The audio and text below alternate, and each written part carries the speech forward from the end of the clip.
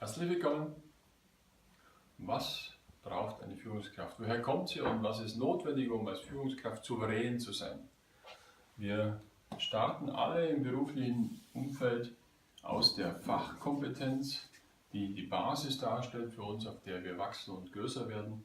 Und dann kommt als Führungskraft dazu die Sozialkompetenz und die Methodenkompetenz,